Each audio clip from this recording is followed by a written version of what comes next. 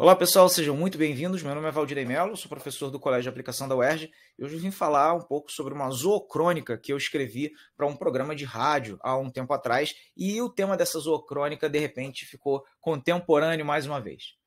Em 2017, o programa Rádio Animal, da Rádio Roquete Pinto, na 94,1 FM, aqui no Rio de Janeiro, apresentou essa zoocrônica utilizando elementos da zoologia e uma crítica de humor sobre o momento em que o Brasil vivia, próximo às eleições presidenciais da época, chamada Política Animal. E aí agora, em 2022, com um cenário polarizado e bem parecido, a série radiofônica se torna novamente contemporânea. Nessa zoocrônica, analogias entre animais atuais e personalidades políticas foram feitas. Tratava-se de uma história envolvendo uma tal de lula colossal, a espécie Mesonicoteuthis hamiltoni, da ordem Teutida, que no mundo paralelo teria fundado um partido de mesma ordem zoológica, o PT, o Partido dos Teutida. E essa lula colossal na história se envolveu em polêmicas sobre ter adquirido um tal de triplex para morar. Isso aconteceu, é claro, com um subgênero de molusco, o Chicorius triplex florifer, cuja concha é moradia de caranguejos eremitas. Lulas ainda mais as colossais não cabem numa concha tão pequena. Os caranguejos do gênero Pagurus esperam o molusco de verdade, o real dono da concha, morrer para então entrarem nela. E esses caranguejos eremitas têm um abdômen muito frágil e precisam se esconder dentro desses triplexes aí, fazendo de moradia. E aí, quando eles crescem muito, eles têm que trocar de concha. E aí vão procurar um outro triplex para morar. Mas que fique claro, a lula não é dona de nenhum desses triplexes aí da história. E outro escândalo nessa zoocrônica ocorreu com um outro triplex em Atibaia, São Paulo. É claro que a gente está falando da mariposa Terinébrica triplex, que ocorre em São Paulo. Bom, na história, depois dessas polêmicas aí envolvendo o triplex, a lula colossal foi atacada em profundidades abissais por um investigativo elasmobranquio chamado tiburão moro.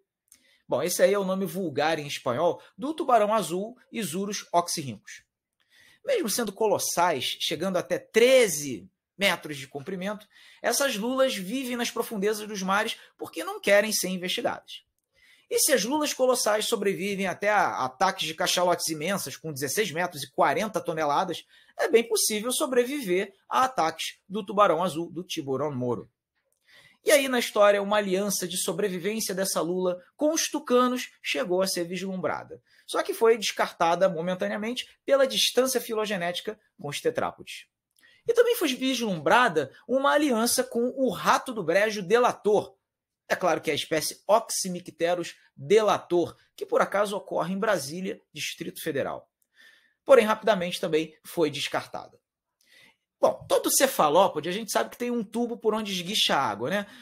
Que é usado como propulsor. É bem parecido com um lava-jato. E por sua morfologia, a lula da história foi associada a uma operação lava-jato junto ao animal impensável chamado Petrobrasaurus. Bom, esses petrobrassauros existiram e foram dinossauros herbívoros do grupo dos titanossauros, que viveram no Cretáceo Superior há 83 milhões de anos mais ou menos. Enquanto o Petrobrasaurus foi extinto e virou petróleo, a lula se manteve viva. O único arrependimento dessa história aí do PT, claro que é o Partido dos Teutida, foi se associar a um táxon nefasto da ordem dos polvos, os Vampiromorpha.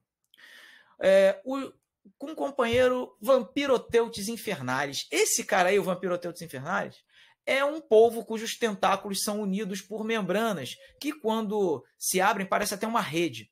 Dizem que essa é a única espécie animal, inclusive, que poderia tentar um golpe e uma articulação com os tiburão moro na história. Cachalotes, tucanos e qualquer espécie que ofereça algum tipo de apoio. Mas as lulas conhecem bem as estratégias de fuga, como, por exemplo, jogar uma tinta para o lado e nadar para o outro. Acontece que esse polvo aí, o Vampiroteuthis, já aprendeu essa pedalada e resolveu se ocultar nas profundezas abissais. Ocultá-la-emos em mesóclise afora temer, quer dizer, afora temê-la. Bom, e aí acontece que em 2022, essa zoocrônica, essa brincadeira entre táxons e uma realidade que a gente viveu, foi retomada no programa Rádio Animal da Rádio Roquete Pinto, relembrando as perseguições vividas pela lula colossal e potencializadas por um efeito de manada. Já ouviu falar? Claro que sim. Nesse fenômeno de manada de 2022, é que entra o tal do Cristóvão Colombo do título desse trabalho.